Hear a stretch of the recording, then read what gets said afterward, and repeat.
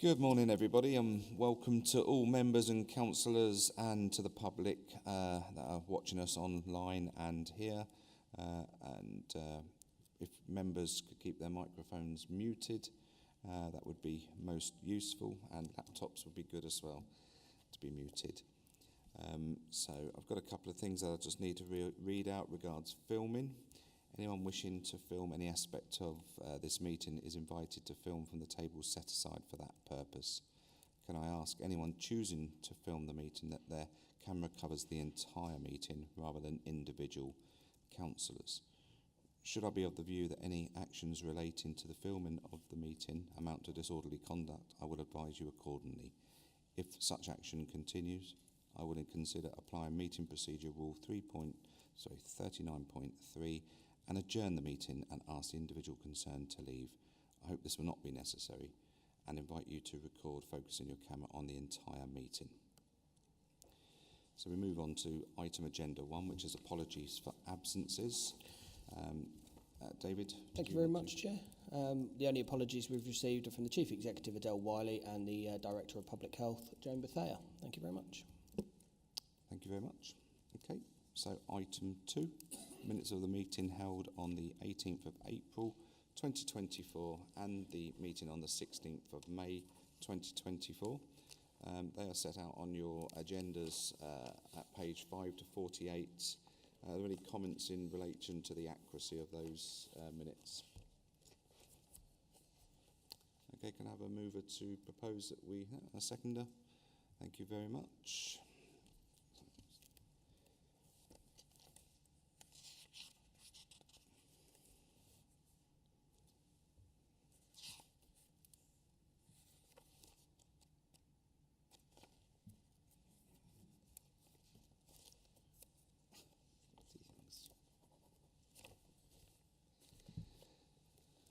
Okay, moving on to item 3, members' declarations of interest. Are there any interests that declarations of interest members would like to disclose? No. Okay, thank you very much. Item 4, notifications to address the meeting. There's quite a few people on there, so I'm not going to go through them all, but we'll call you in at the right time for that. I just want to check if there's been any other requests. There haven't, Chair. Councillor Anslow is down to speak, but obviously she's not here yet. Okay, thank you very much. So, item 5, which is the performance indicator report as of period 12, March 2024. I'd like to invite Councillor Lynn Buckingham to address the meeting. Good morning, and thank you for the welcome. It's nice to be able to speak. Councillor Anslow has COVID, I'm afraid, so she won't be coming. Thank you very much. I have a number of items I wish to raise on this one. So the number of children who don't have a school place has been raised from 150 now to 300 pupils that don't have a place. Disabled Facilities Grant, there are 100 people waiting for work to be done, but only 20 completions for disabled adaptations. Homeless continues to rise, and we understand why, but so too is the cost for temporary accommodation, and those are the things that we need to be mindful of. The ECH care plans has been falling over the past year to an all-time low, just about. And when will we have sight of the Ofsted report and the recommendations in there for the SEND community? Thank you. Thank you very much, Councillor Buckingham. I'd like to invite Councillor Lee to address the meeting, please.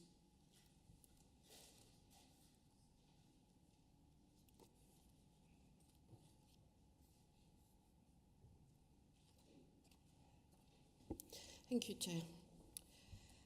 On page 62, we see several indicators on modern public services. MPS 34, total number of complaints answered within 20 working days is 41%. The number of calls answered out of total calls is 72%, and the percent of calls answered within 60 seconds has dropped to 43%. The figures show what councillors also hear in their surgeries. Residents are getting increasingly frustrated when they try to find answers to their queries. They're struggling to get through on the phone, and then they face a long wait. So my question is, what's the backlog of queries waiting for an answer? And if they then go to their councillor, councillors have to wait 10 working days for an answer, but they have experienced long delays in getting a response too. Okay, on page 63, there are figures for planning. That's still a backlog, but we have discussed that in other meetings. It's a well-known problem, and it's disturbing to see that we are not making progress on that. It is a national situation, but it is having an impact. Page 71 there, home-educated children. Now, that's not in red, so it may not have attracted your attention, but the number of children educated at home has increased for the 10th successive month and now exceeds 1,000 children. Now, when I've asked in the past, do we as a council check on the education homeschool children get? I've been told, no, we're not under a duty to do that, but apparently we do. Elective home education, government guidelines here, and parents who homeschool children need to submit an elective home education plan, a failure of which the NNC may serve a notice on the parent. It says so on our website, but I just wonder, it's a question, how many notices has the elective homeschooling team served? And what is being done to follow up children being educated at home? So I just wonder about that. I'm concerned about those children, that there is no follow-up in the rare cases, but there could be particularly painful cases, awful cases, where children at home are not in a good place and are not getting proper education. Thank you, Chair. Thank you very much. Councillor Lee. Councillor Bunday, I would like to introduce your report, please. Thank you, Chair, and I welcome the comments from our two councillors. I am sure that the various different portfolio holders will be responding to yourselves. As far as the backlog of queries, I don't have a figure, but I will respond to you, Councillor Lee, with that. And I will be covering part of that within my report. So with that, this report covers the month of March, which is period 12, which is the end of the council's financial year. Within the 23-24 KPI set, 28% of KPIs are reported monthly, approximately half are reported quarterly, and 19% are reported less frequently than quarterly. So 128 indicators are reported in this report. 44 monthly, 68 quarterly, 7 termly, 2 half-yearly and 7 annually. In P12, of those KPIs with a target set and where data is available, 44 indicators are on or exceeding target, 7 indicators are within tolerance of target, and only 20 indicators are performing below target.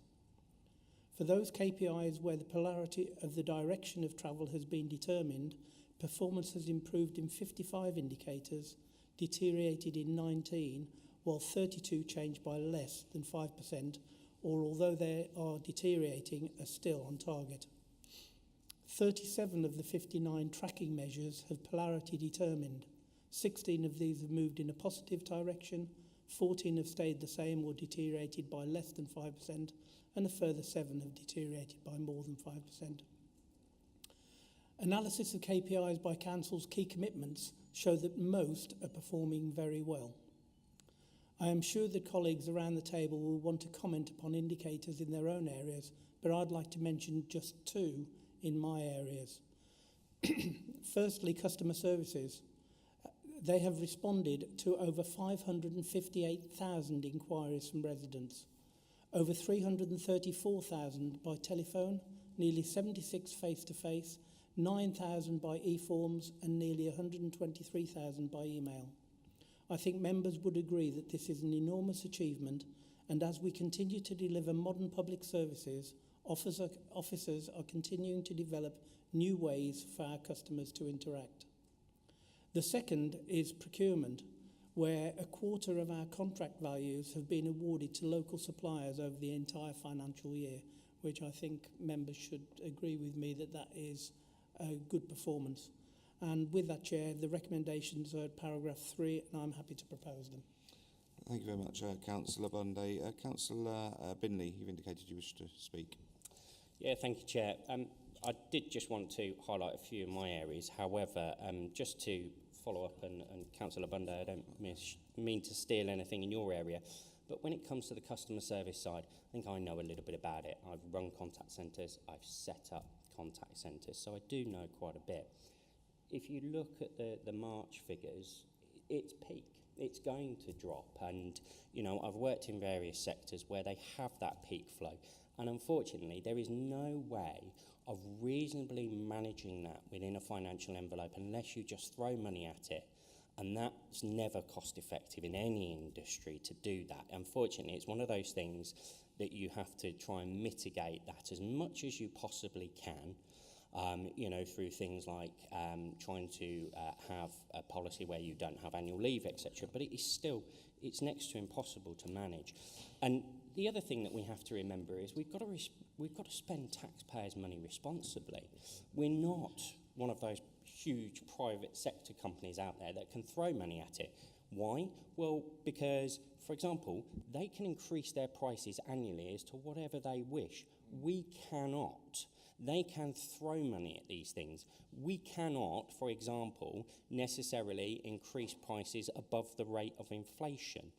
So we are always going to have that. Although I do take the point, Chair, that, you know, I think there's more work to be done there, and I know that Councillor Bunday and the team are working incredibly hard behind the scenes to look at other avenues of how they can best help manage those things. But I just wanted to pick up on that, Chair, with somebody who's got a little bit of knowledge in that area to say that I think that those figures, I don't think they're unreasonable. I think we have to have realistic expectations, and I'm sure that members of the public would appreciate that there might be some waits on the phone, but you know, we have to make sure that that money's spent responsibly.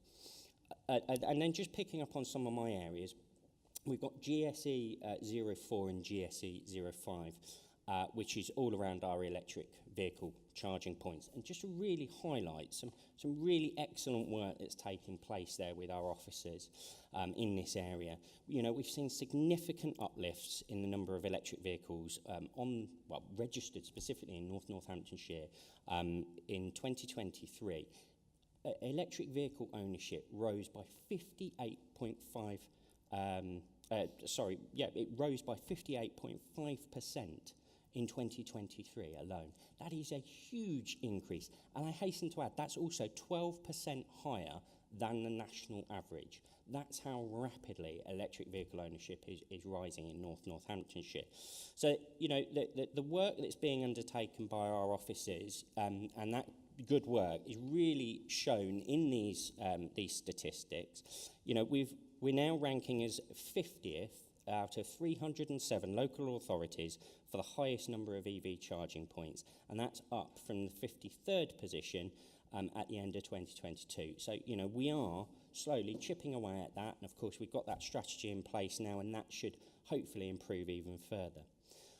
I'd also just highlight STP 29, 30 and 31, just again to demonstrate again how much improved the performance is there for the defect repairs in comparison to last year. So again, it's an improvement.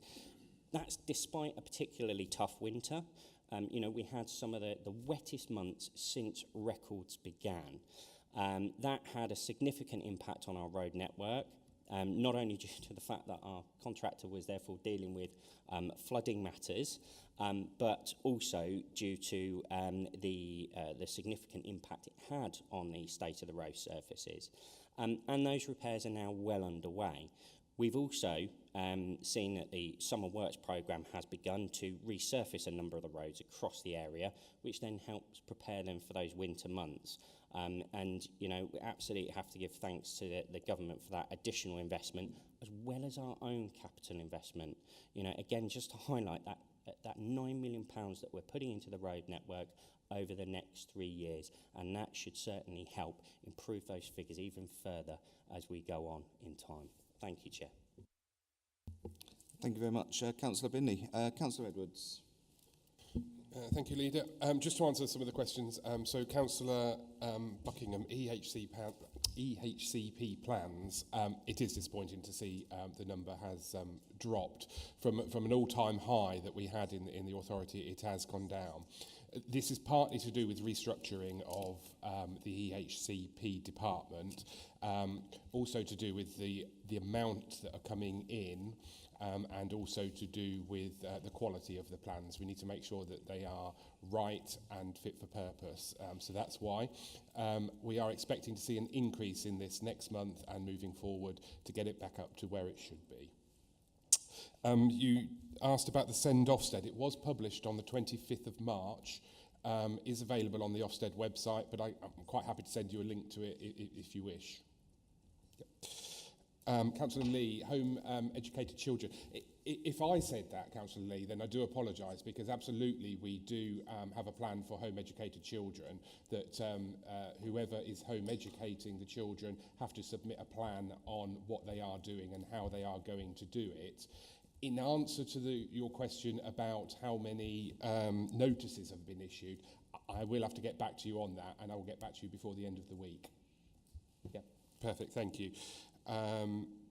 And school places, sorry, yes. This time of year always sees a peak in the number of children without school places, and that's various reasons of children moving into the area, children going on extended annual leave and therefore dropping out of school, and schools not having the amount of places that we need. You'll see later on in the agenda that we have a paper that's coming forward for certainly 3 schools within the area to extend the amount of children that can attend schools. So we will see a drop after September again with this. Thank you. Thank you, Councillor Edwards. Councillor Mercer. Thank you, Chair.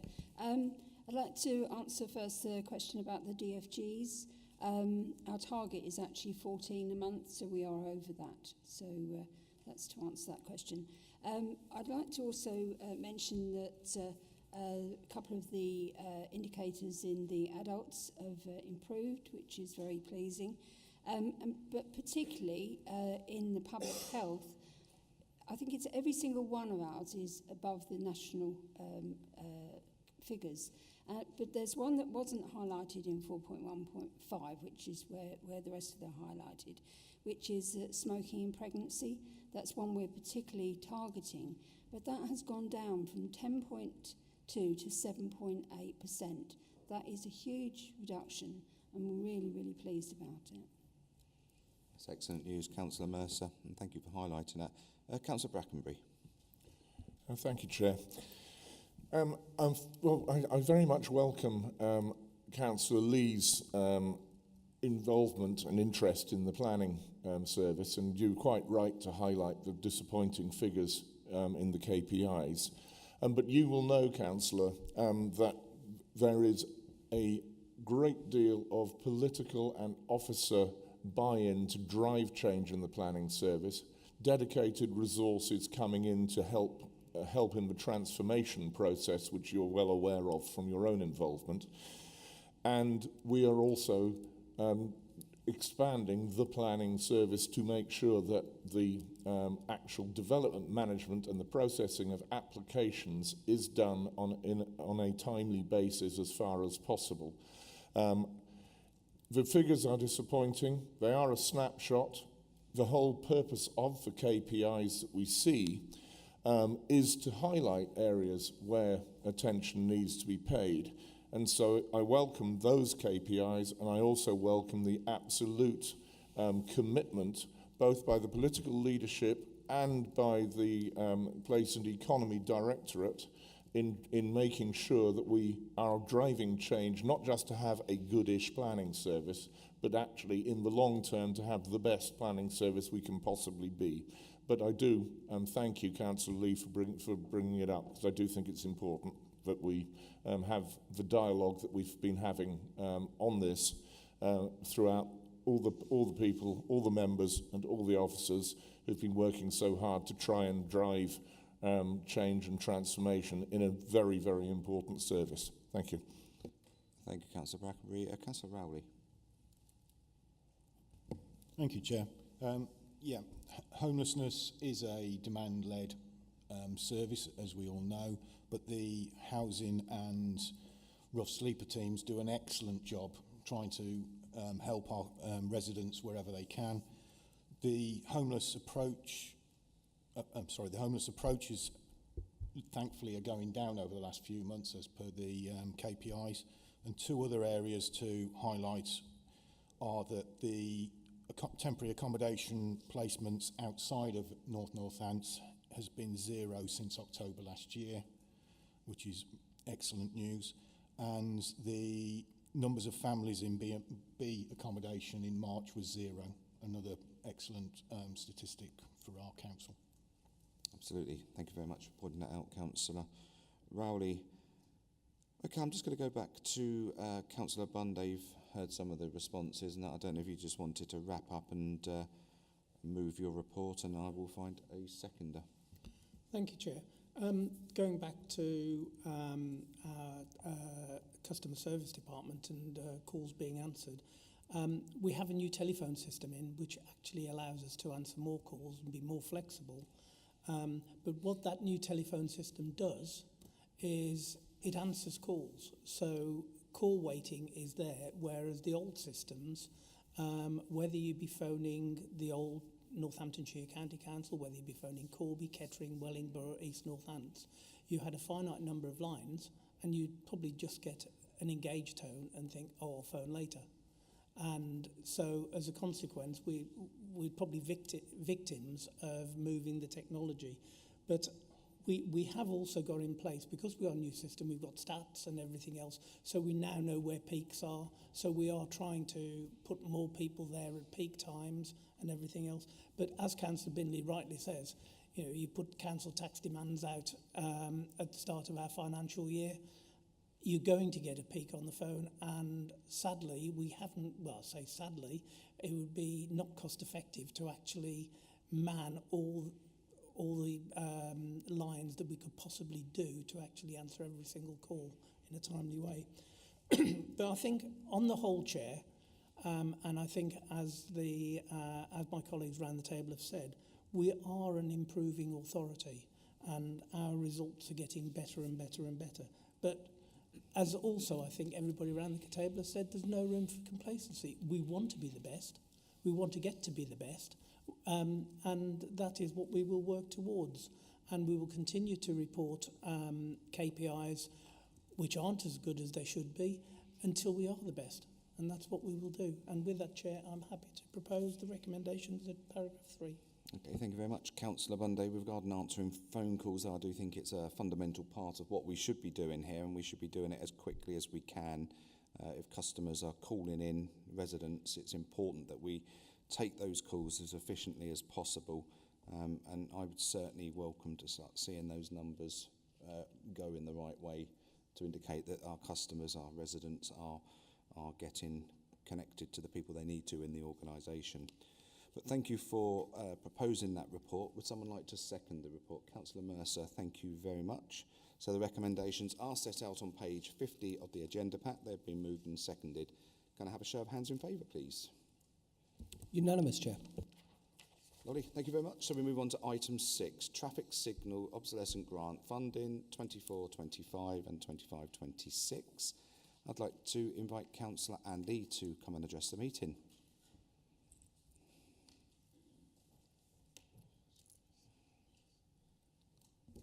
Thank you, Chair. I support the recommendation to accept this funding with a couple of queries. First, a query on behalf of Councillor Val Anslo, who is unable to be here because she has COVID, as has already been said. Councillor Anslow asks, does the upgrade include all traffic signals, including vehicle-activated signs? Or is it just traffic lights? More specifically, Councillor Anslow asks, when will the promised vehicle-activated sign in Croyland Road, Wellingborough, be installed? This was agreed by an officer, but since his retirement, this has not happened.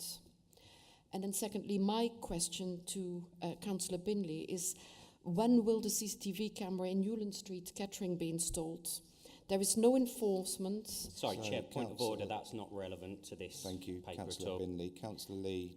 Well, we're not getting an answer, so we have to raise it when traffic signals If you- are being if discussed here. Councillor Lee, if you just want to email me with the details of your issue, and I will get that sorted for you. But that's not relevant to this meeting today, so thank you. Once again, cut off. Okay. Okay, so obviously I see you've asked a question on behalf of Councillor Anslow, and I'm sure Councillor Binley will respond to that. And I wish Councillor Anslow a swift recovery from COVID. So, Councillor Binley, would you like to introduce the report, please? Yeah, thank you, Chair. And yes, I too share your sentiments and wish Councillor Anslow a speedy recovery. With regards to the question as to whether it covers speed-activated signs, etc., I think that's quite clear in the paper. It says traffic lights / pedestrian crossings. It doesn't say vehicle-activated signs, so it's there. Yeah. Sorry, forgive my flippance, but it is in black and white in the report. So that is literally all it covers. And again, with regards to the vehicle-activated sign on Croyland Road, that is not relevant to this paper. I'm more than happy that Councillor Anslow contact me directly with regards to it, for which she hasn't, but I'm more than happy that we pick that up offline. So, Chair, now on to this actual report. The report is to propose the approval of the addition to the capital funding.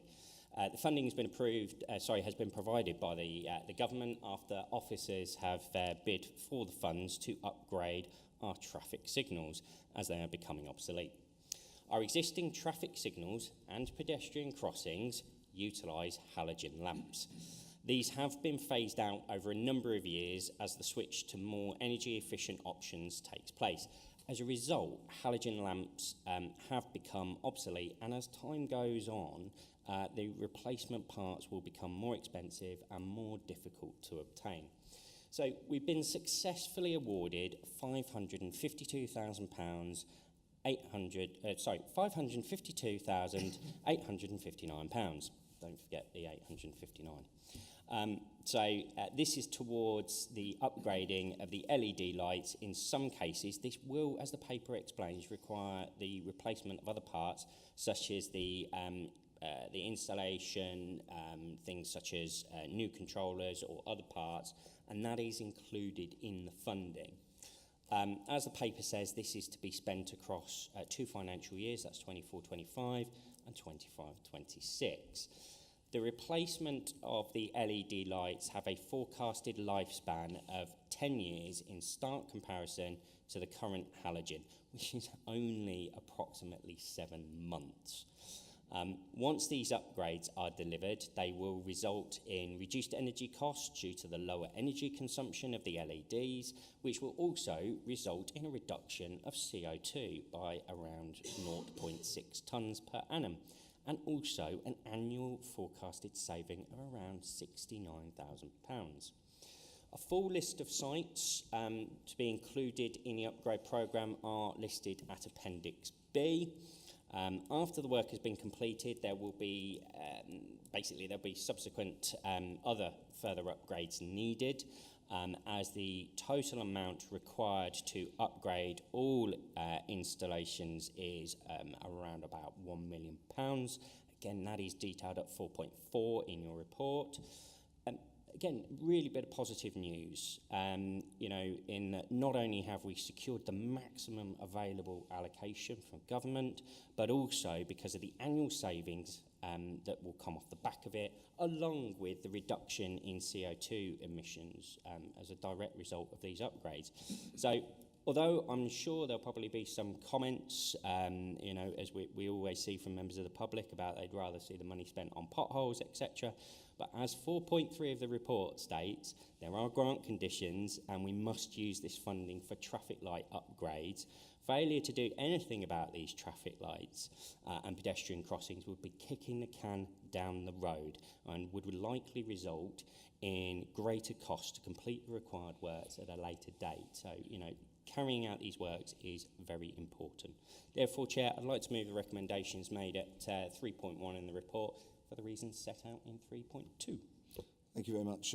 Councillor Binley, I'm just looking around if anyone's got any comments to make in relation to these traffic light upgrades. Not seeing anything there. Councillor Binley has moved that report. Can I look for someone to second the report, please? Councillor Bunday, thank you very much. The recommendations are set out on page 82 of the agenda pack. They've been moved and seconded. Can I have a show of hands in favour, please? Unanimous, Chair. Thank you very much. So we move on to item 7, Carbon Management Plan Annual Report. And I would like to invite Councillor Buckingham to address the meeting. Thank you again. Couple of queries on this. So, has the HECA report now been completed? Because that does have an impact on the carbon footprint of the council, especially around social housing. It's also disappointing to note that in social housing, not much is being done around the SAP ratings of our properties, whereas within the private sector or owner-occupier, people can bid for grants to improve. Tenants have got to wait, and if nothing's being done on that point in the last year, then are we failing our tenants? Thank you. Thank you very much, Councillor Buckingham, and I'd like to now invite Councillor Pentland to introduce the report, please. Thank you, Chair, and thank you, Councillor Buckingham, for your questions. Some of the specifics on those I'd like to come back to you with via email, if that's okay. There are various projects I know that are specifically for the council's housing stock, and some of those are working really well, but I will come back to you with the specifics on that. Thank you. So moving on to introduce the report, as you'll see, we have the Carbon Management Plan Annual Report here. As a brief bit of background, colleagues will be aware that in July 2021, just a few weeks after this council fully came into being, we declared a climate and environment emergency. And as part of that, we committed to doing our bit as a council to reduce emissions, you know, for the benefit of the planet, but also residents locally in all of that. And out of that came the Carbon Management Plan, which sets out the council's emissions baseline, but also the range of projects that will be undertaken to reduce emissions across the board and improve the environment locally. So this is the update on that report. So moving on first, we come to the recommendations, and the recommendations are for the executive to approve the Carbon Management Plan Annual Report. And then we go into the detail of the report, and it sets out the carbon footprint update. Now, owing to better data, there are some changes to the baseline figure that we had previously, and that reflects the work that the team are doing to make sure we are accurately representing what the council's emissions are and are better able to tackle these. So I'm pleased that the team have done some real digging into this to make sure we know exactly where we're at and have accurate reporting there. There are also some updates on the 82 activities that are part of the Carbon Management Plan. These are the projects I referred to that reduce emissions for the council. 18 of those have been delivered. 47 have a green RAG status. One has an amber RAG status because there's been some challenges to delivery, but the team are on top of that with mitigations in place. And we've also, as part of this process of review, put out to officers across the council asking for further project ideas for their departments to bring forward new bits to work on. Those were looked at, appropriate ones have been added to our carbon management plan and will be worked through as well. So that's really useful that we've got buy-in from officers across the council to make sure that we're delivering all the projects that we can be as part of this.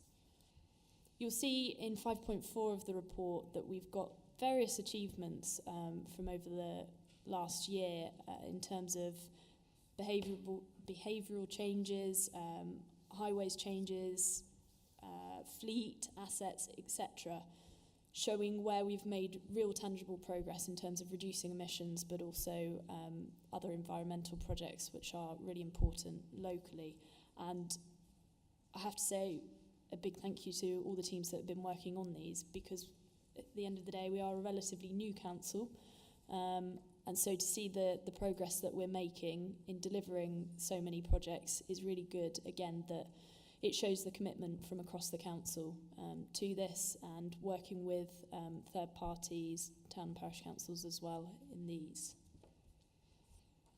So just by way of further background information on this report, it went to the Place and Environment Scrutiny Committee a few weeks ago, who looked through the detail of it, asked their questions, etc., and we're happy to see that this comes forward to us as the executive today. And I suppose the final thing to say is just a really big thank you to the team that have been working on this. They have worked incredibly hard to bring this all together, and you'll see that from the detail in all of the reporting. So really, really pleased with the progress that is being made. We've got to keep sustaining it, and we're absolutely committed to do so. So with that, happy to move the recommendations subject to any comments from colleagues. Thank you very much, Councillor Pentland. It's an excellent report, and echo your thanks to the team that have worked so incredibly hard to deliver this report and get our baseline position. Councillor Rowley. Thank you, Chair. Just to respond to the question about our housing stock, the maintenance of the stock obviously is through the HRA budget, which is ring-fenced, but within there are lines in there for Homes of the Future and the insulation of properties. We've already replaced the boilers in a lot of the properties, so they're now more efficient and less prone to breakdown. So we are working on it. Unfortunately, we are constrained by the HRA budget and the funding that provides. But otherwise, we are desperately trying to upgrade the stock when we can. Thank you very much, Councillor Rowley. Councillor Howell. Thank you, Chair. Yeah, so I welcome this report, thank you, and echo the leaders and Councillor Pentland's thanks to the team. It clearly shows in the report that an awful lot has happened. This administration has worked really, really hard to reduce the carbon footprint. We've gone out for funding where it's available, and I'd specifically like to point out about the public sector decarbonisation scheme funding bid, and this council has received £3.8 million for decarbonisation works on the Corby Cube swimming pool and the Desborough Leisure Centre, who were probably two of our worst sort of culprits in that area. So it's fantastic that we're moving forward. We're looking at all of our assets, and we are trying to do whatever we can to reduce that carbon footprint. So yeah, absolutely welcome this report. When you actually put it on paper and see how much has been done by this council to try and reduce our carbon, it is very impressive. So thank you. Thank you very much. Councillor Pentland, did you want to wrap up? And sorry, Councillor Binley. Sorry, I didn't see you over there. Thank you, Chair. Sorry, Councillor Pentland. But I really wanted to again highlight some of the great work here, because of course there's a huge amount of that work going on under my portfolio areas. You know, as I alluded to earlier, you know, with regards to the EV charging points, But, you know, the other areas, such as the fact that, you know, 100% HVO is used in certain highways vehicles, you know, we are phasing that in across the next 4 years over the rest of the fleet where that's applicable. You know, we're trialling the EV refuse vehicle. You know, that is being tried and tested and looks very, very promising. Then you've got the work being carried out, you know, as Councillor Howell has just said, with regards to our own buildings and the work taking place there. You know, we've got the street lighting, LED upgrades, even the traffic lights that we've just mentioned. So there is a huge amount of work going on. And also the tree planting in our green spaces. You know, I've been privileged to be involved in that. I'd like to take credit for a huge amount of the just shy of 10,000. Not so sure how much I contributed to that. However, I would highlight, having been there and involved in both the ones at Croydon Park and Croydon Primary School, the huge amount of positive community work that's taking place there. You know, everybody's chipping in here and sees how important this is. So it really is, again, another great news story. Huge amount of work going on there. Got to commend all of the organisations and the officers involved in that. Thank you, Chair. Thank you very much. Just looking around, no more speakers. That's good. So back to you, Councillor Pentland, just to wrap up, and I'll find you a seconder.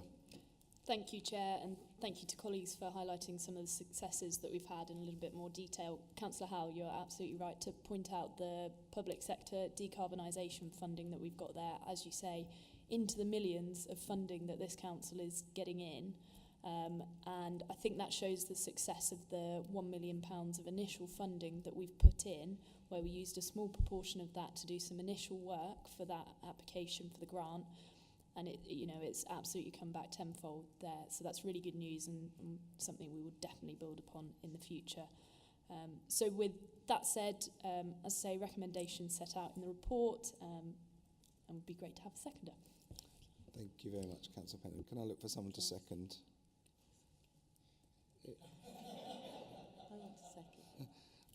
Councillor Howell, so you want to second that, do you? Thank you. So I found you a seconder. The recommendations are set out on page 92 of the agenda pack. It's been moved and seconded by Councillor David Howes. Please can I have a show of hand in favour, please? Unanimous, Chair. Okay, item 8, procurement of supporting carers services.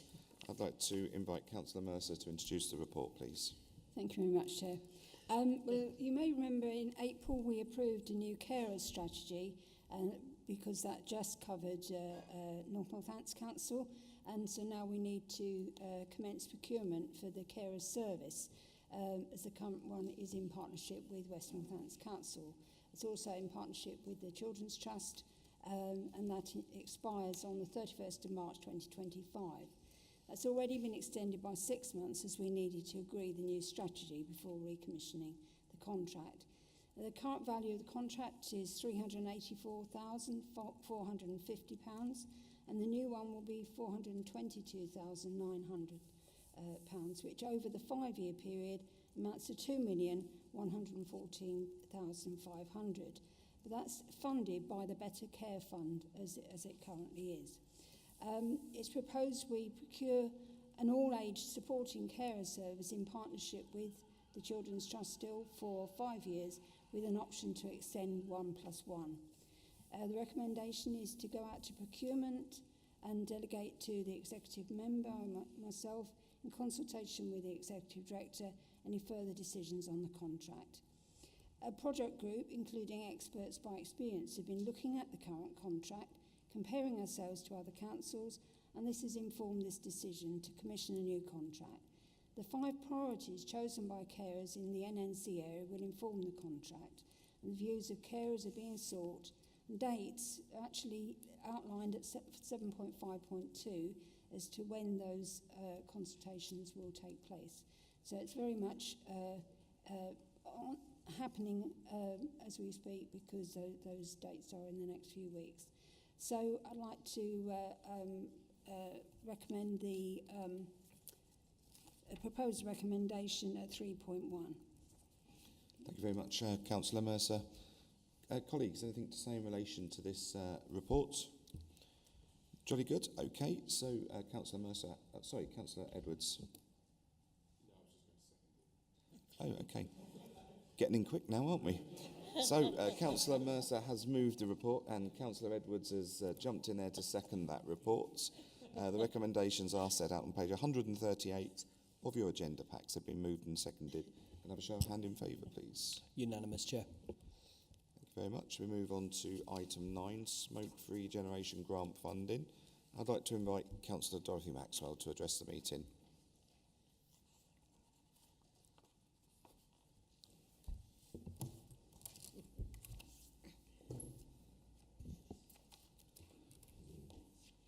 Good morning.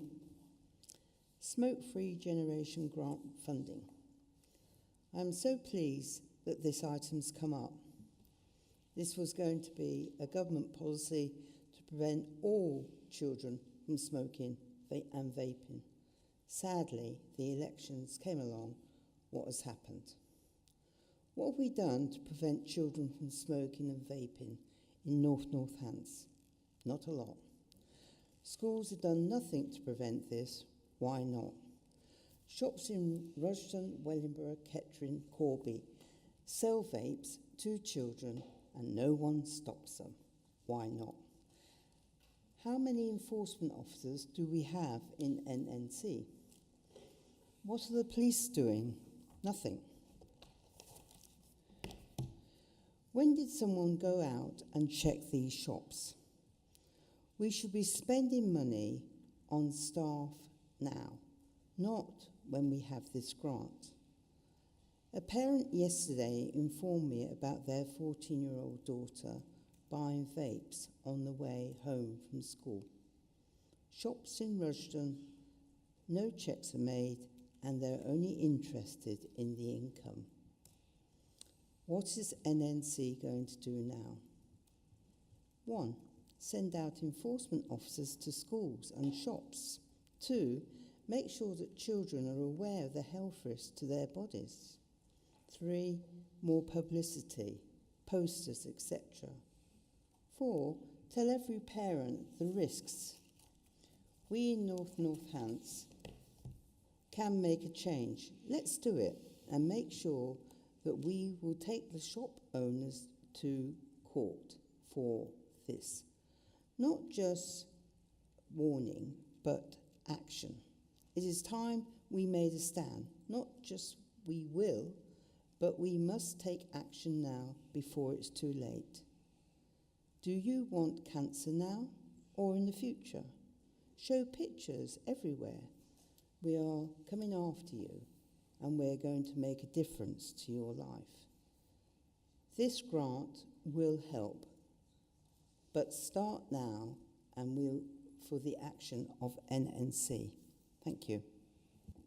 Thank you very much, Councillor Maxwell. However, I must object strongly to what you've just said, because we have a very active trade and standards team that go around our area and have seized thousands and thousands of these vapes and taken them away so they don't get onto the streets, so children will use these. However, there is a criminal fraternity that think it's acceptable to sell these devices to children, and as a local authority, we're doing everything within our powers to hinder that criminal activity in our streets.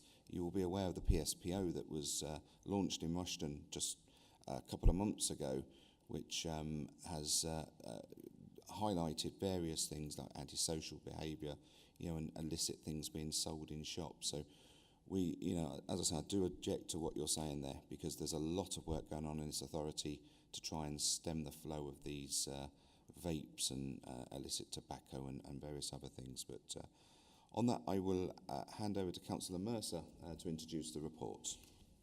Thank you, Chair, and I'm glad you said about the trading standards, because that's what I was going to mention.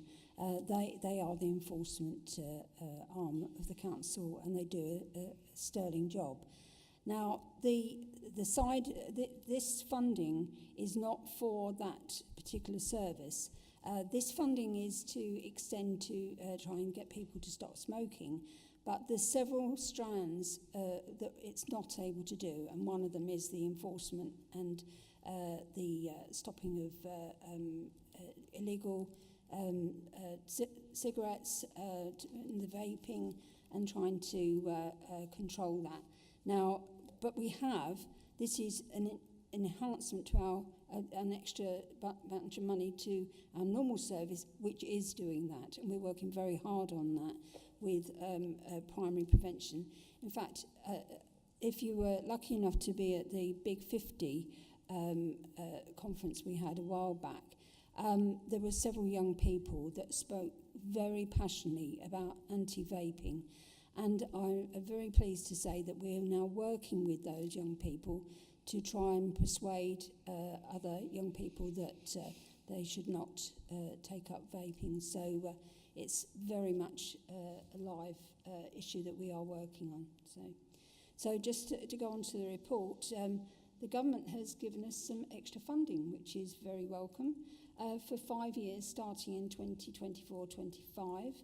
And we now need approval of the executive to accept the funding, which hopefully we will. So that we can put it into the budget to start delivering the programme, starting with recruitment of extra staffing to help expand the Stop Smoking service. As you probably know, smoking is the leading cause of death and ill health in England, and so our Stop Smoking service is vital, and it performs very well. However, there's very high demand, which is good, that people are wanting to stop smoking, but they need that assistance, and there's a waiting list so this is going to help us get that waiting list down.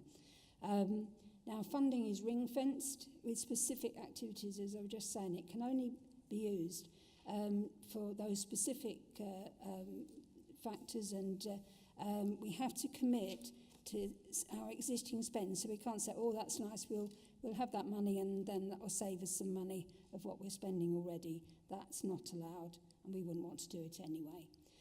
So with that consent, we can start recruitment, procure new services. We need to procure those to provide products that can go direct to the customer and implement community engagement, especially targeted with areas with high rates of smoking. Specific populations we want to target are routine and manual workers and pregnant women, which is why I highlighted earlier on that our success in that area is very welcome. So we currently run an in-house service and provide nicotine replacement therapy. However, if we expand the service, we wouldn't have the storage capacity to store all the product. So we're looking to commission new contracts that can cope with direct-to-consumer provision. So this extra funding is 487,696. That is on top of what we currently spend, which is 298,180. So the additional grant over the 5 years is 2,390,000. So I'd like to thank the government for that. They are the government that was proposing extra facilities for stopping children smoking. Unfortunately, that's shelved at the moment, so we'll have to see what happens after the election for that. But I'd like to propose this recommendation at 3.1 to accept. Thank you very much, Councillor Mercer. Councillor Brackenbury. Thank you very much, Chair. And certainly touching on Councillor Maxwell's points, I echo what you've been saying, Chair, which is indeed that trading standards are working very hard to crack down on the sale and distribution of illicit tobacco and illicit vapes, and there have been a number of quite substantial seizures which have been made over the last few months, and which I think you will have seen reported in the local media. And I know that efforts are continuing in that area, and they are also continuing in targeted intervention to go into retailers for underage sales of tobacco or vape products, and a number of retailers have been gone through the criminal justice system for selling tobacco or vape products to underage children. So that is not a matter we are ever complacent about. Probably, you know, we only have a limited amount of resource in enforcement, but it is something that is fundamental. And the wider message about the fact that education of the evil, the health risks associated with smoking and helping people quit is what is contained in this report. So, Councillor Mercer, I very much welcome the funding that we've received here to go on top of what we've already allocated to actually work with trying to get people off cigarettes, off vaping, what have you. I note the report in Appendix B. You know, the large quantity of this funding will, of course, help expand the team, but it will also be spent on practical nicotine replacement therapy and e-cigarettes, and so to actually work on people stopping that smoking in the first place. So that's really good. I appreciate it's ring-fenced. I note that the current team is working pretty much back-to-back clinics, so the increase in staffing will be able to expand that service so much, and that's very much to be welcomed. And so with all the work that's coming in this report, plus all the work that trading standards and the regulatory service do to try to bear down on illegal use of cigarettes, tobacco and vapes, it is all part of a wider strategy to stop what is a very, very dangerous habit. So thank you, Councillor Mercer, for this report, which I 100% endorse. Thank you very much. Councillor Brackenbury, to go around the table, nothing else. Go back to you, Councillor Mercer, and I'll find you a seconder. Thank you. Thank you for your comments, Councillor Brackenbury. I'd just like to highlight that we have a health and wellbeing strategy that we are working on, and stopping smoking was the first one that we were pursuing and working on. And that a report on that is coming to the next Health and Wellbeing Board to highlight the work that's going on there. So it underpins a lot of the work in the public health area because we feel it's really important. Thank you for your comments, and I'm really happy that we've got this extra funding. One of the things it will do, Councillor Brackenbury mentioned about the extra staffing. One of the things is we will be able to go out into the community, out into the manual workers community, etc., to try and give the education and the help for people to quit smoking. So that extra funding that we're getting is very, very welcome. Thank you very much, Councillor Mercer. So I'm going to look for someone to second the paper now. Councillor Brackenbury, thank you very much. So the recommendations are set out on pages 154 and 155 of the agenda packs. They've been moved and seconded. Can I have a show of hands in favour, please? Unanimous, Chair. That's fantastic. So before we move on to item 10, I propose we take a quick 10-minute comfort break and return.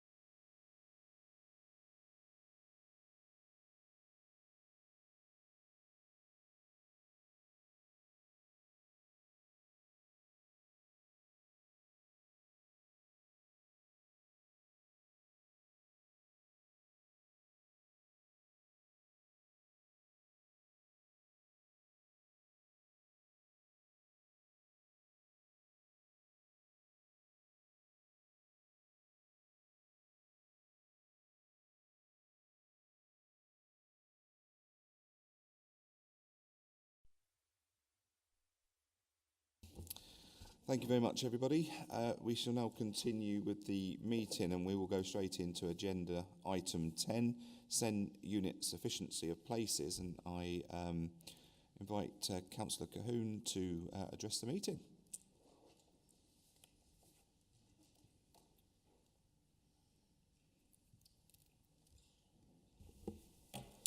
Thank you, Chair. I'd like to speak on the SEND issue, Executive. And while I welcome any improvements and expansion of SEND provision, I see a terrible lack. I've been speaking with quite a few people, including my daughter who works in SEND, and I find it quite horrific what I'm finding out. I spent the second half of my working life in education, so I'm familiar with Ofsted. I know they're very difficult and nigh on impossible to please at times. So I've read the Ofsted report, and while not scathing, it's quite specific in our shortcomings. I am conscious, as Ofsted was, that we're a new authority and we're still learning the ropes in this area. And SEND provision is ever-changing, SEND requirements ever-changing. But like so many of the nation's problems nowadays, chronic underfunding has blighted our education system. I say this, as a former educational employee. And this displays itself starkly in the area of SEND. Lack of funding in mainstream schools for identification and assessment needs of SEND children means that schools have limited access to the educational professionals that they need to identify. For example, the waiting list for assessments through community paediatricians for neurodivergent conditions is upwards of 2 years, which Ofsted says is an area that needs improvement. Referrals to the disabled children's teams for parents to access support for their children are being rejected due to social care staffing issues.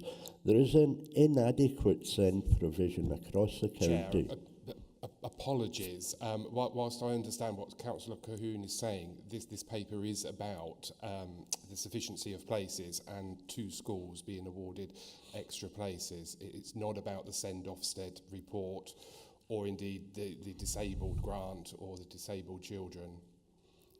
Thank you very much, Councillor Edwards. Councillor Cahoon, if you could just keep it on the matter that's on the paper. I stand corrected, Chair. But yes, it's great that we have an increase, if you like, in SEND provision. But I would argue that the increase is still quite inadequate for various reasons. And I think the inadequacy shows itself quite starkly in the fact that we're transporting children out of the county for education. I'd like to see this all being done in the county with specialist SEND units. So for example... Councillor Cahoon, your 3 minutes is up now, so thank you very much for your... Thank you, Chair. Thank you. I'd like to invite Councillor Anne Lee to address the meeting. Councillor Lee, just to remind you, you have 3 minutes.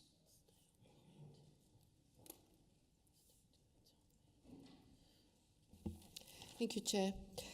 This measure, the recommendation, I support the recommendation, but there is a lack of SEND places, and after COVID, the contract with several providers was terminated, including the GE Academy, and there seemed to be no other reason except money for it, because afterwards we have, again, placed some children with them.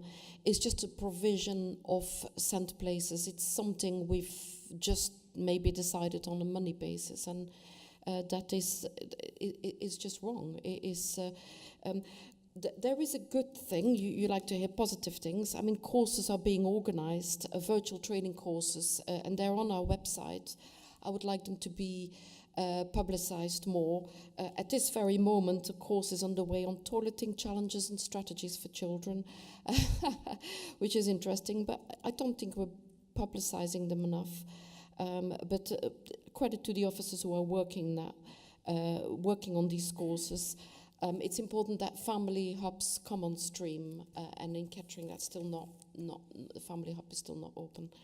But yes, we need to. It's a shame that backlog of sent places has arisen. Thank you. Thank you very much. Councillor Edwards, would you like to introduce the report? Absolutely, thank you, Leader. Councillor Cahoon, I share your opinion on transporting children out of the county. Absolutely, where possible, they should be within the county, nearer their communities, nearer their homes, nearer their families. And that is what we strive to do, that is what we're aiming to do. And that's what we're trying to do by creating these extra provisions. We know that EHCPs are going on a trajectory literally like this. So we know currently we don't have enough places for children with EHCPs, which is why we are creating this. I think in the past year, there's at least 4 reports that have come to executive with increasing in various parts of North Northants, senior school, primary schools, the number of placements for children with EHCPs.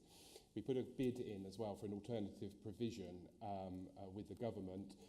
Unfortunately, we didn't win that bid, but that's not stopping us because we're continuing to do that.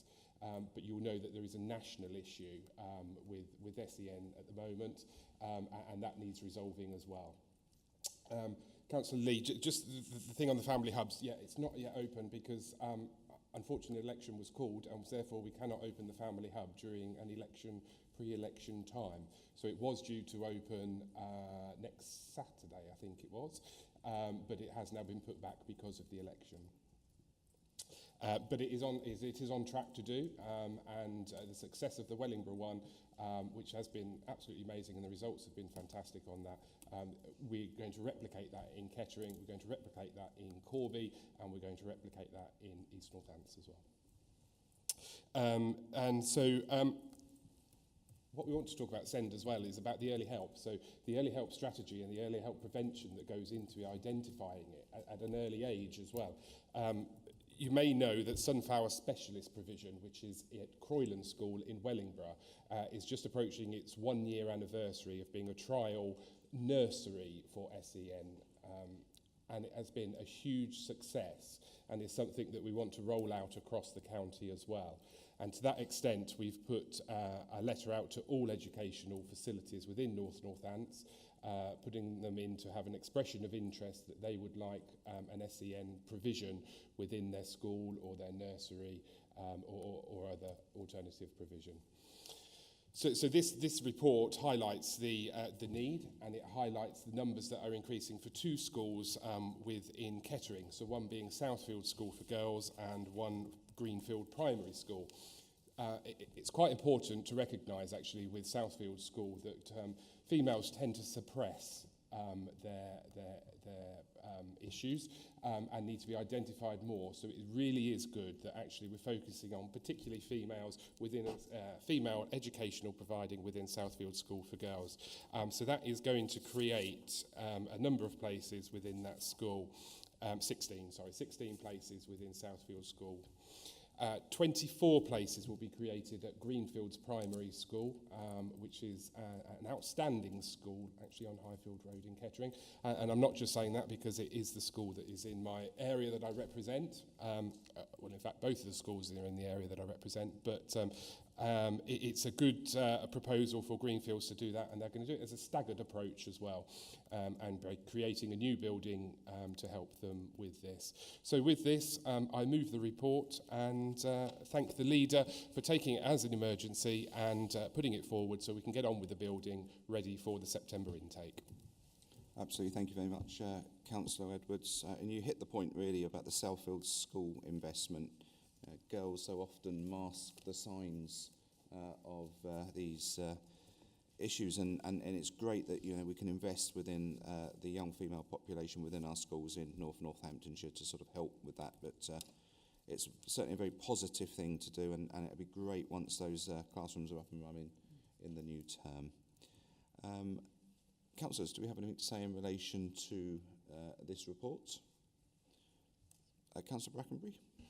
Just very quickly, Chair, just to say that I very much welcome this report, and I welcome the overall investment in SEND that's taken place over the last year or two, because this isn't a standalone project, is it? There's been a lot of other SEND provision delivered elsewhere in North Northamptonshire, and I just very much welcome the overarching strategy that is providing that. So it's really good.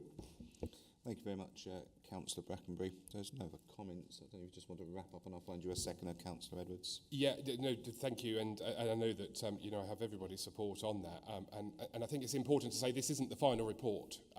We are moving forward, and yesterday we had the SEND Accountability Board, which adamantly chaired by David here, and admirably, sorry, that was the wrong word, chaired by David here, and we talked about it actually, and we talked about what we can do moving forwards and how we're going to create these extra spaces and how we're going to look at what we're doing. So it is always there. David will tell you every week we talk about SEN. And that's the top of my agenda, and so I welcome this and I welcome future reports. Thank you very much, Councillor Edwards. So Councillor Edwards has moved that report, and I'm going to take the option to second that report. The recommendations are set out on page 170 of your agenda packs. They've been moved and seconded. Can I have a show of hands in favour, please? Unanimous, Chair. Thank you very much. So we move on to item 11, mainstream sufficiency projects for September 24. I'd like to invite Councillor Buckingham to address the meeting. Thank you very much. And I made a very big mistake in moving my options to speak from 10 to 11, because I was going to raise the concerns of funding from the high needs budget. So I won't be speaking on this, but thank you. Thank you very much, Councillor Buckingham. So Councillor Edwards, if you'd like to introduce your report, please. Thank you, Chair.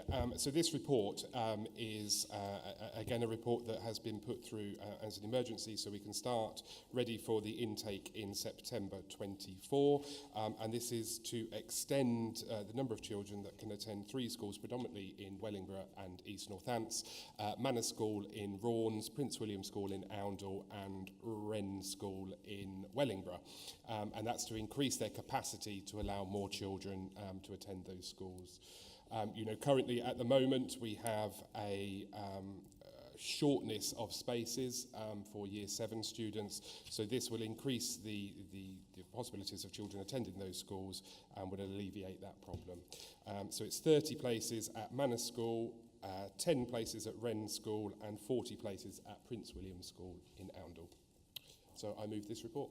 Thank you very much, Councillor Edwards. Any comments, Councillor Brackenbury? Yeah, again, thank you for that, and Chair, it's welcome to see that expansion in these schools. They're all good schools as well, so that's much to be welcomed. I just would make the point, Chair, that of course, at the moment we have a possibility of a considerable influx of children who currently are not involved in the state education system, who may be adding to those numbers if certain political eventualities come forward. Absolutely, Councillor Brackenbury, you make a very valid point on that note, but we'll cross that bridge when we come to it. That's what local authorities do. They adapt and flex to deal with situations day in, day out. Councillor Howe. Thank you, Chair. Yeah, no, I welcome this report also. Obviously, Raunds Manor School is in my ward, and I have been round the school and I've seen the 2 mobile units that they had there, and they really were in need of sort of replacement. So enabling them to replace those and provide an extra 30 places for students in Raunds is fantastic. So yeah, I really do welcome this report. It will just enhance that offering there. So thank you to everybody concerned. Yeah, absolutely. And it's great investment within our local schools as well. Councillor Edwards, did you just want to wrap up, and I'll find you a seconder? Yeah, no, just to say thank you again for that, and also just as you'll be pleased to know, Councillor Howell, that we are doing more work actually with Rawns Manor School and on further provision as well moving forward. Thank you very much. So Councillor Edwards has moved the paper, and I believe Councillor Howe is wanting to second that paper. So the recommendations are set out on page 180 of your agenda packs. Have a show of hands in favour, please. Unanimous, Chair. Thank you. So we move on to item 12, the Treasury Management Outrun Report 23-24, and I invite Councillor Bunday to introduce the report. Thank you, Chair. In February 2021, this authority adopted the CIPFA Code, which requires a report detailing the Treasury management of North Northants Council to be brought to this executive twice yearly. This authority borrows and invests substantial sums of money and therefore is exposed to financial risks, which include the loss of invested funds and the revenue effect of changes in interest rates. The successful identification, monitoring and control of these risks remains central to the authority's Treasury management strategy, and the current financial strategy was approved by this council, on the 23rd of February 2023. This Treasury Management Report is presented against a continuing backdrop of circumstances beyond our control, and in many cases beyond the control of central government. The continuing conflicts around the world and global economic pressures are still significant factors that affect our budget and Treasury management. On the 31st of March 2024, the authority had net borrowing of £167.684 million, arising from its revenue and capital income and expenditure.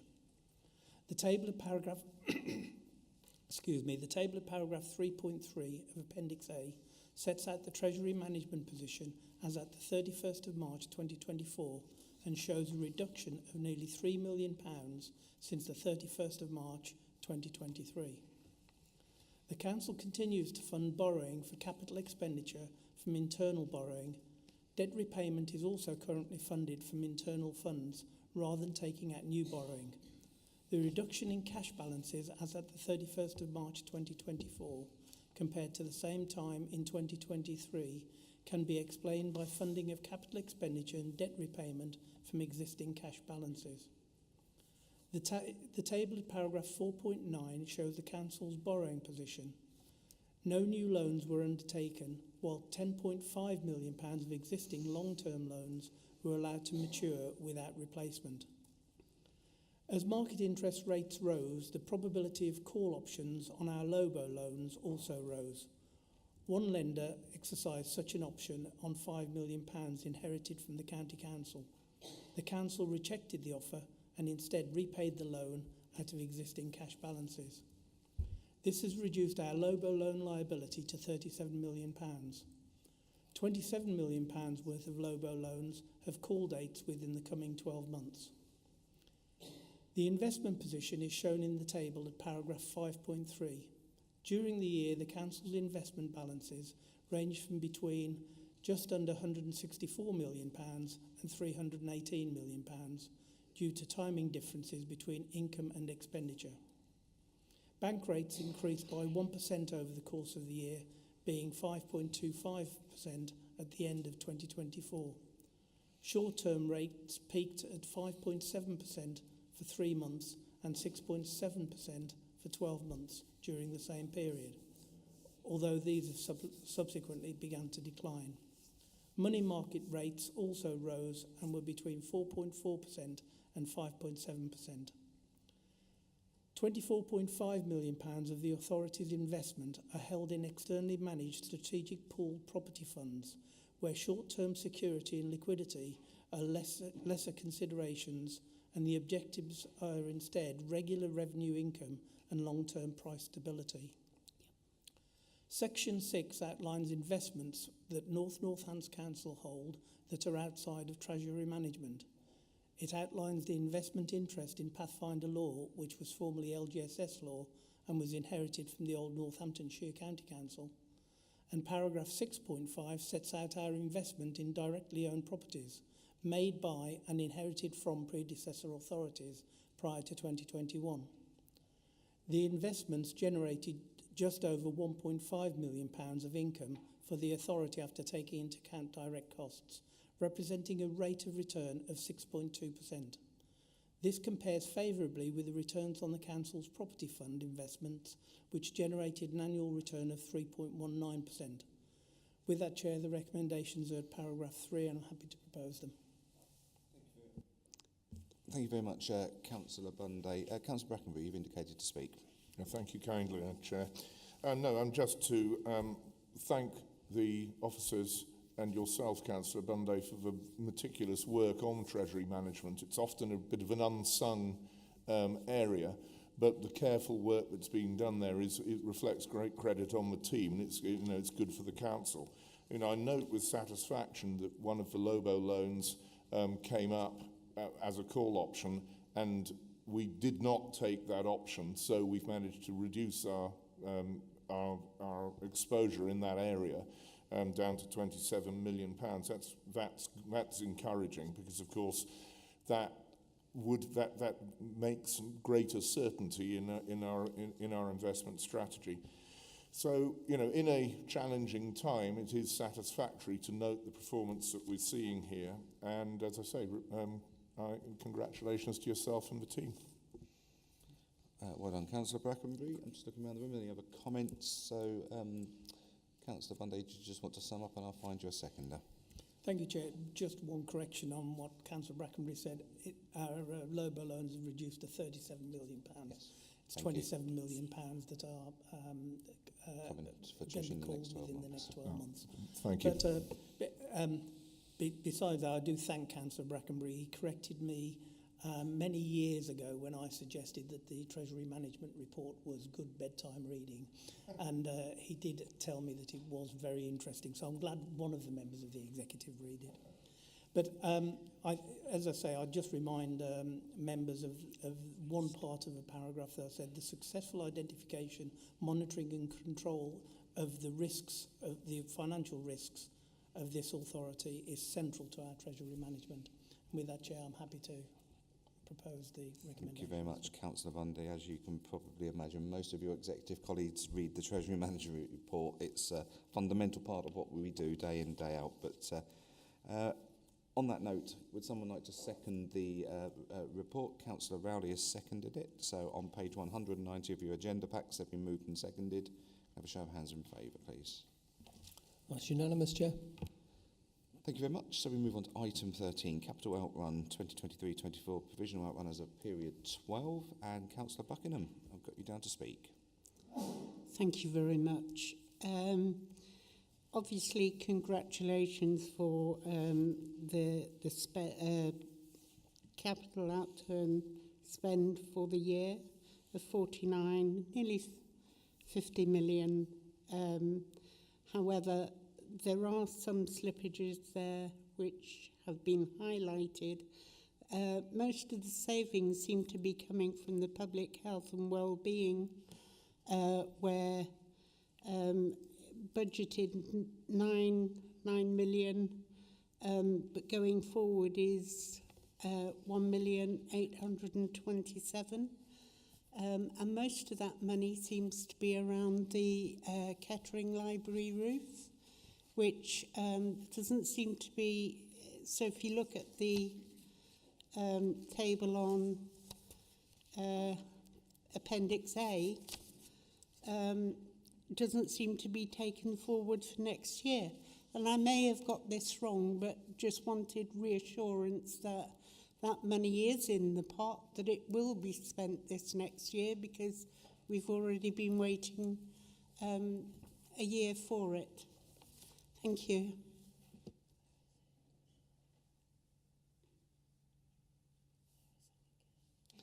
Oh, okay, was that it? Sorry, thank you very much, Councillor Buckingham. Councillor Bunday, would you like to introduce your report, please? Okay, the library roof has already gone into the NTFP, so it is actually reprofiled and it is actually in there. This report sets out the provisional capital outturn position for 23-24 for North Northamptonshire Council. Members are asked to note the capital outturn for the General Fund and HRA for 23-24 and also approve the budget carry forward and technical adjustments as outlined in the report. The General Fund capital outturn for 23-24 are shown in paragraph 5.2 and shows a revised capital budget position of £96.6 million, including slippage and in-year approved programmes. The spending year is nearly £49.5 million, which represents an underspend of £47.2 million against the revised budget. Of this, £40.2 million is being requested to carry forward into 24-25. The reprofiling of these budgets will be undertaken as part of the 24-25 capital monitoring. Although there has been an underspend against our capital forecast during 23-24, the Council has delivered £49.5 million of investments into North Northamptonshire. The range of schemes delivered or in progress during 23-24 include Corby Towns Fund, Sixth Form College, and the route from Corby train station to Corby Town Centre, street lighting upgrades, superfast broadband, a number of school-related improvements such as completion of work on the Prince William Academy, delivery of highways maintenance programmes, disabled facilities grants, and the refugee resettlement programme. Detailed analysis by directorate can be found in Appendix A for projects that are budgeted to be over £500,000. As part of the close-down process, a small number of projects were identified where adjustments to the budget are required. These are set out in tables 3 and 4. The reasoning behind these adjustments is set out in paragraph 5.6. The draft outturn for 23-24 was presented to the Executive in June 2023. As part of our continual review and of our capital programme, a number of adjustments have been identified which impact the reported outturn figure. These are outlined in the table at paragraph 5.1. Capital outturn for the HRA for 23-24 has been updated as shown in paragraph 5.9. The outturn for the HRA capital programme shows a revised budget of 23-24 of £23.1 million, including slippage from 22-23 of £8.4 million. The outturn is showing a spend of £7.9 million, which represents an underspend of £15.1 million compared to budget, of which £7.7 million is being requested to carry forward into 24-25.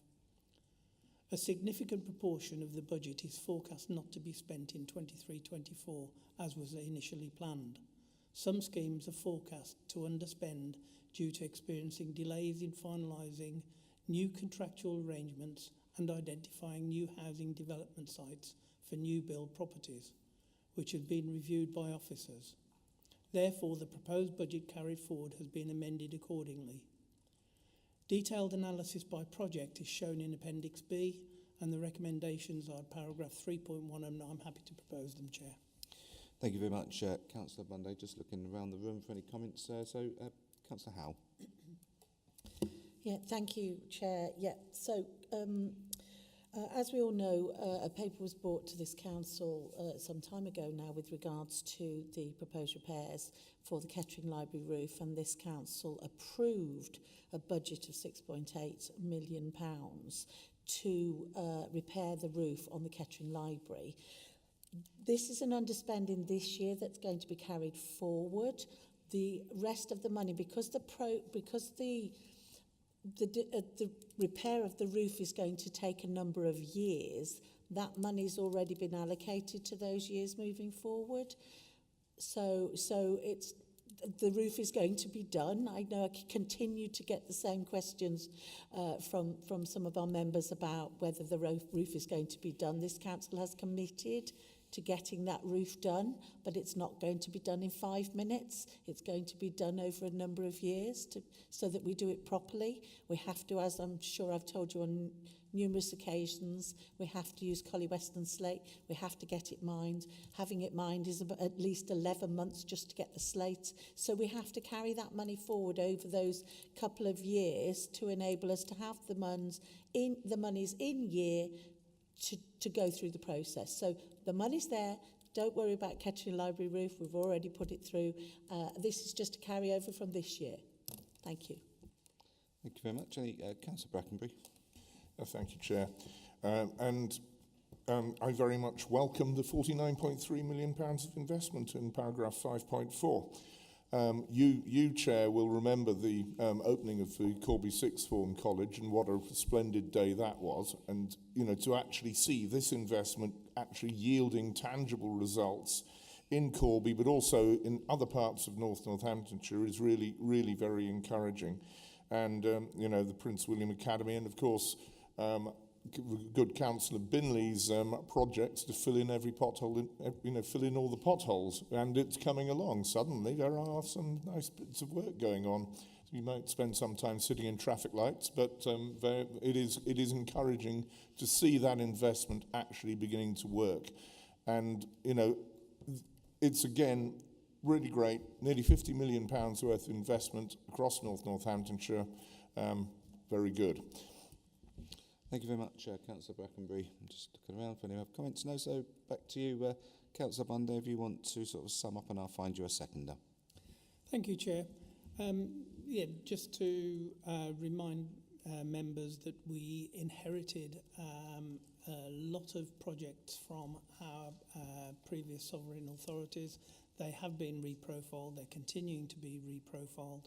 We also are receiving grant funding, and obviously grant funding, you have to be fleet of foot and spend that money as and when you get it, which means that other projects do tend to be reprofiled further back to actually cater for that.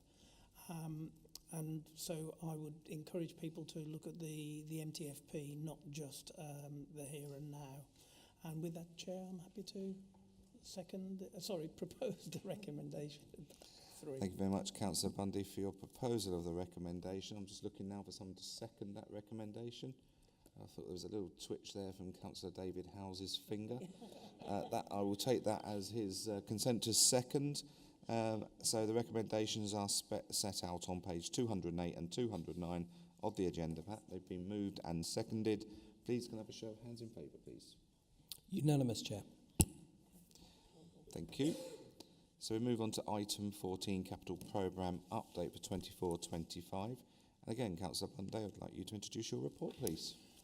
Thank you, Chair. There's 3 items for approval of the capital programme amendments.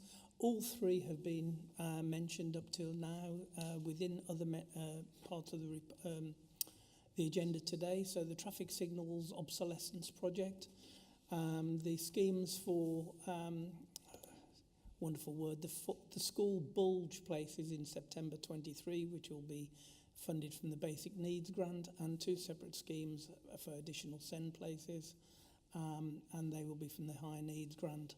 And with that, that's the recommendation at paragraph 3, and I'm happy to propose it, Chair. Thank you very much, Councillor Bunday. Any comments in relation to this report in front of you? Councillor Edwards? Yeah, no, well, I welcome it. Obviously, 2 of them, B and C, absolutely is for our schools and for our SEND provision. Item A, yeah, I'll go with it, Councillor Binley, but absolutely support this report. Thank you very much, Councillor Edwards.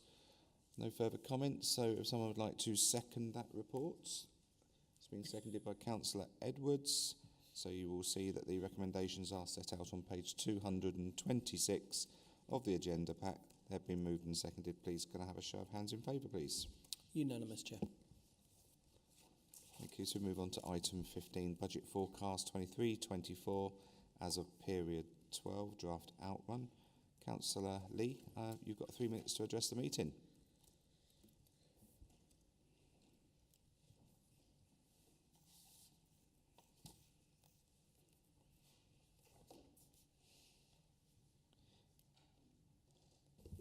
Thank you, Chair. 2 points. Page 269, again, customer services. responsible for setting the key priorities, etc. A variance of 463,000 less spent, partly due to vacancies within the team. Are we getting value from this system? Because when I referred earlier to the number of calls being answered, you seem to disregard the 41% figure of people who get residents who write in and who manage to get through, and they raise an issue, and they fail to get they get a reply within 20 days. 59% of residents do not get a reply within 20 working days, which is 4 weeks. So are we getting value? Okay, we're trying to engage with our residents in another way. The website, we could still improve. One resident tried to pay a compliment through the website, and it was too complicated. And an officer here actually really engaged with that resident and gave an admirable response to try and improve the situation. But our website still doesn't contain all the information that residents may wish to check for. I think so we can improve on that you need one. to make your point on the actual one piece of more. business before you not. On page 261, there's a reference to a saving against street lighting energy.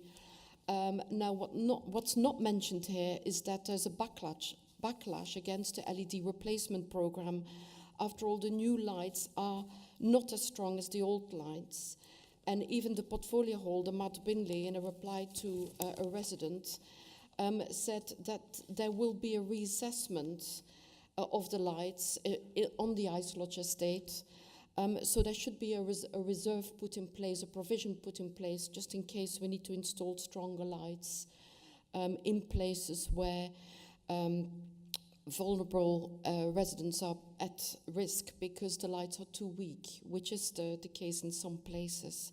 And we seem to ignore that. So we can't just budget for all the saving without putting a provision in Councillor place. Lee, we don't just ignore anything, I'm afraid. We do take things seriously. Thank you. Councillor Buckingham. Thank you very much. On page 271, on the HRA, gives a breakdown of some of the pressures. At 6.7, disrepair claims of £158,000 on a housing stock of 8,000.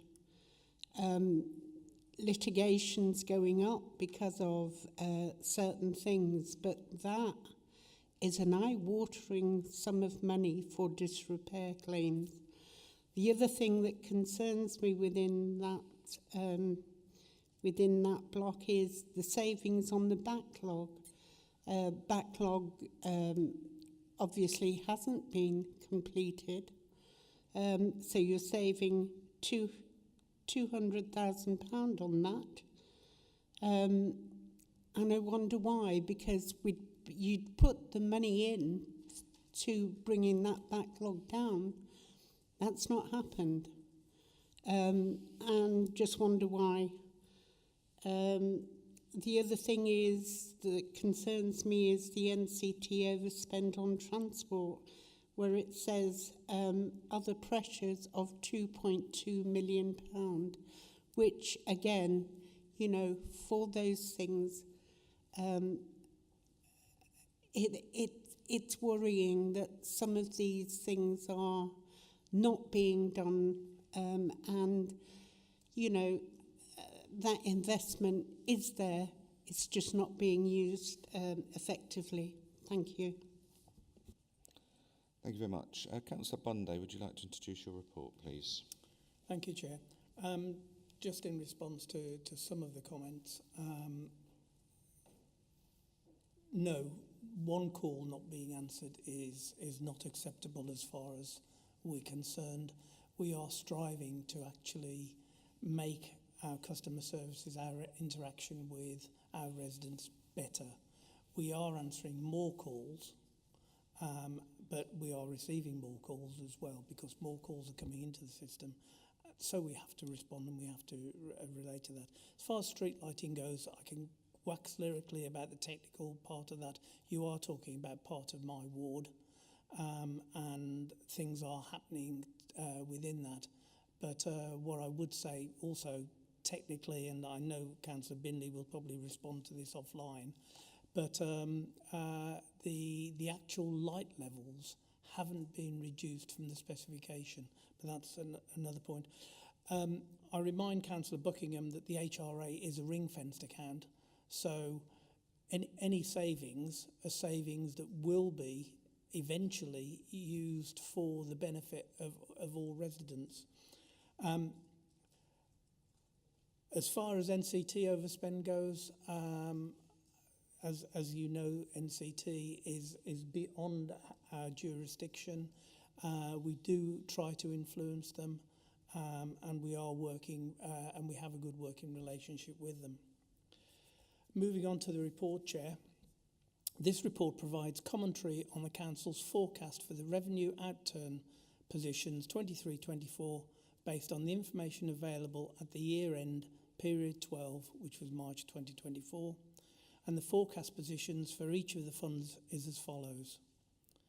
General Fund, an overspend of £9.232 million, Housing Revenue Account, an underspend of £649,000, and Dedicated Schools Grant is forecast an overspend of £6.869 million. This report sets out the material financial issues identified since 2023 budget was set in February and is based on the best available data and information of the operations of this council and represents the views of the budget holders and assistant directors. It should be noted that this is still an outturn forecast and is subject to audit and sign-off. In order to help safeguard the financial position of this council, remedies have been sought to offset the forecast overspend. The council has a contingency budget and reserves available to call on to help fund these pressures, but has looked to achieve alternative mitigations in the first instance before these are applied. The forecast overspend of £9.232 million in the General Fund is against a net budget of just over £339 million. This is a favourable movement of £2.668 million from period 11, where a pressure of £11.9 million was reported. The main movements between period 11 and period 12 are children's a £47,000 favourable movement, adults a £722,000 adverse movement, public health and communities £849,000 favourable movement, place and economy a favourable movement of £1.087 million, and enabling £1.251 million favourable movement. Corporate costs, which are also reported, show a favourable movement of over £4 million. The details of the movement against the budget is set out in the report and summarised in the table at paragraph 4.2. Unfortunately, this table is not uploaded properly and the headings are missing, and this should read from left to right, paragraph reference, budget, P11 actual, variance and P12 actual, and then percentage movement.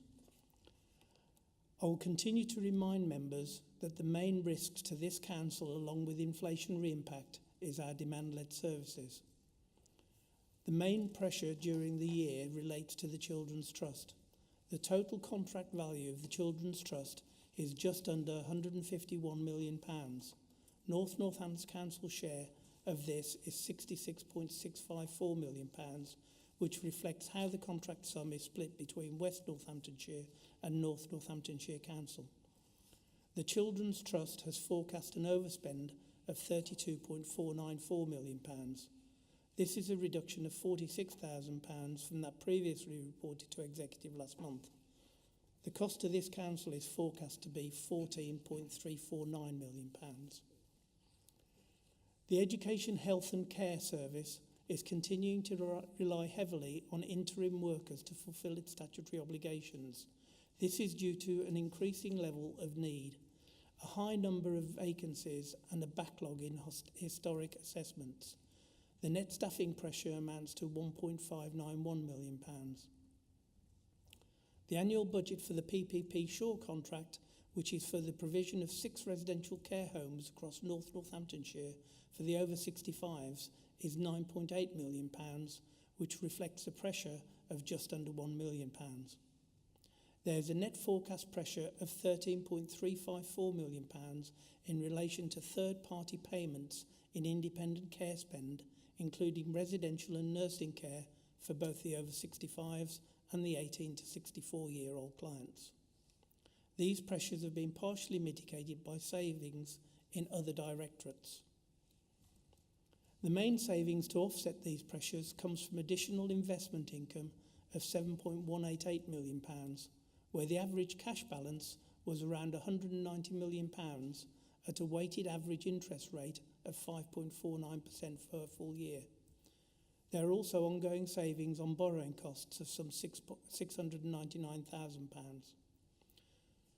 The Council's corporate contingency budget for 23-24 was £3.746 million, which represents around 1% of the net budget. The contingency budget is held to meet unknown or unplanned, unbudgeted costs. The pay award resulted in a pressure of £2.2 million. This was funded from the contingency budget and left an unused balance of just over £1.5 million, which has been reflected as a saving. There has been a reduction in resources of £752,000. The movement within the resources line shown in tables at paragraph 4.1 and 4.2 is summarised in the table at paragraph 4.3. As part of the budget set in February last year, there were sums moved out of reserves into the revenue account to fund specific items of expenditure. Some of these have not been spent during the year and it is now proposed to move them back into reserves to facilitate expenditure during future years. The table at paragraph 4.4 sets out the net movement within the general fund reserves, which shows a reduction in reserves of just over £500,000. The reserves movement are set out in the recommendations at paragraph 3. The transfer to reserves of £9.091 million as per recommendation D, and a transfer from reserves of £888,000 as per recommendation E, resulting in a net movement of just over £8 million. The Council's overall outturn forecast for the housing revenue account as at period 12 is a forecast underspend of £649,000 against an approved budget of £38.752 million. The details of the movements against budget are set out in the report at section 6. The Council's draft outturn for the designated schools grant is a pressure of £6.869 million, which is a movement from period 11 of £9.509 million. The net spend is forecast to be £127.433 million, less £721,000 brought forward from reserves and £730 from income received from West Northants as part of the IAA agreement, resulting in a spend of £125.9 million against an approved budget of £119 million. As I have said previously, this is due to increasing pressure from the high needs block and is set out in section 7 of the report. Within the recommendations, members are asked to note that formal reporting to executive will now be on a quarterly basis, with the key risks arising being made available to executive members monthly. This being the end of the year report for the draft outturn, the recommendations of paragraph 3.1 are more extensive than normal in year ones. Nevertheless, I am happy to propose them, Chair. Thank you very much, Councillor Bunday. Councillor Rowley, you've indicated to speak. Thank you, Chair. It's a shame Councillor Buckingham's left, because I just wanted to correct part of her statement. The backlog project that is highlighted in 6.7 with a saving of 204,000 has been completed on time and below budget. There is an outstanding backlog for this financial year that we are planning on working with the 204,000 to make it zero by the end of the year. which will then help us with the disrepair claims to bring those down to zero as well by the end of the year. That's the plan. Thank you. Thank you. Councillor Binley. Yeah, thank you, Chair. Just very quickly pick up with regards to the budget and the LED lighting programme. As Councillor Bunday has alluded to already, thank you very much, Councillor Bunday, this is not a change in council policy. It's just the fact that, of course, as a result of actually following the policy and the lighting programme upgrade, we now are actually following the lighting levels set in the policy. Which of course do also follow national guidelines. I fully appreciate, Councillor Lee, you mentioned that, you know, there was, I think you said, some backlash over it, to steal your phrase. Swings and roundabouts, Councillor Lee. There's also, we've had a number of positive comments. Members of the public have also said, thank you very much for getting that light shining out of my bedroom window. I don't need blackout blinds anymore. And also, people have commented on the positive impact on the environment as well, in that, of course, it has a huge impact on both wildlife, bugs and insects, and there are a number of studies in that area. But of course, I do take the point, and we do take it very, very seriously with regards to the safety of our residents on our roads, whether they be pedestrians, mobility scooter users, vehicle users, etc. And we do have, again, a robust policy that covers all of the areas of safety concern. And just touching on the area that Councillor Bunday has mentioned, you know, there are works going on there as we speak. And as a result of those works, it changes the situation slightly there, and therefore a reassessment will take place to reassess it against the policy as to whether there are any increases needed. So, Chair, on that front, you know, we've got a robust budget in place, you know, and I don't think we need to review that at all from a highways perspective. I mean, we're satisfied that we have that covered. Thank you very much. Councillor Mercer. Thank you, Chair. As has very often been said, adults is a demand-led service, and as can be seen on page 249, the increase since April 2022, 25% of the 65 plus cohort and 15% for the 18 to 64.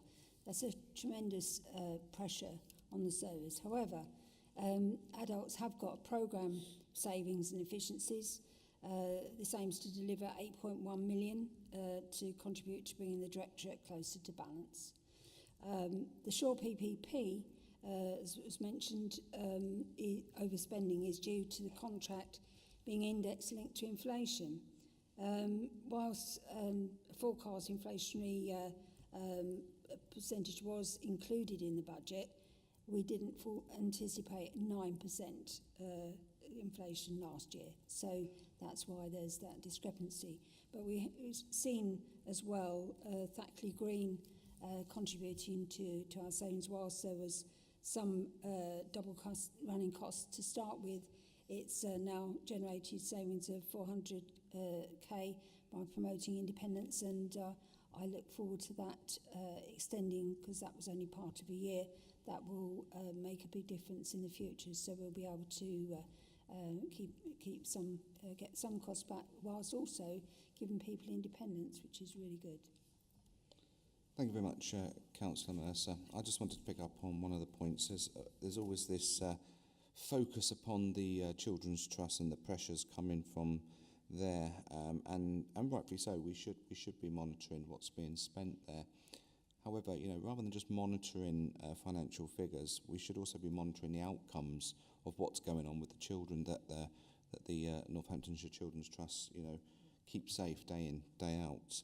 And there's been some pretty significant savings returned back to us as an authority, or reinvested, I believe, about £4 million worth through the Circle to Success programme that the Trust have done. And it's also provided training to members of the Trust, I believe, through the Circle to Success programme.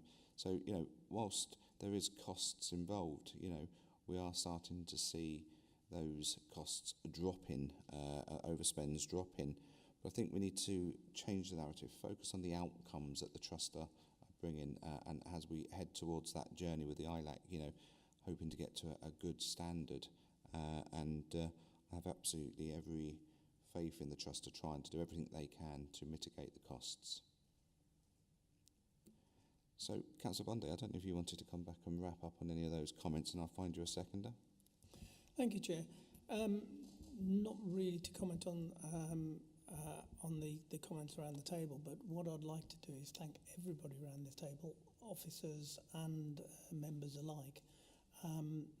I report the budgets, but it's the efforts of every single department, because every single department needs to own their part of the budget, in the same way that I started today reporting on the KPIs, and I thank everybody around this table for taking ownership of the performance indicators within their own areas. And I think that speaks soundly for what this council is about and how this council works. And with that, Chair, I'm happy to propose the recommendation. Thank you very much, Councillor Bundy. So I'm looking for a seconder for this report. Would someone like to put their hand up? Councillor Brackenbury, thank you very much. So the recommendations have now been moved and seconded, and the recommendations are set out on page 234 and 235 of the agenda packs. Can I have a show of hands in favour, please? Unanimous, Chair. Thank you very much. So I can confirm that I've received no item items of business. So that brings this meeting to a close. I'd like to thank members, officers and public who have been here and viewing online.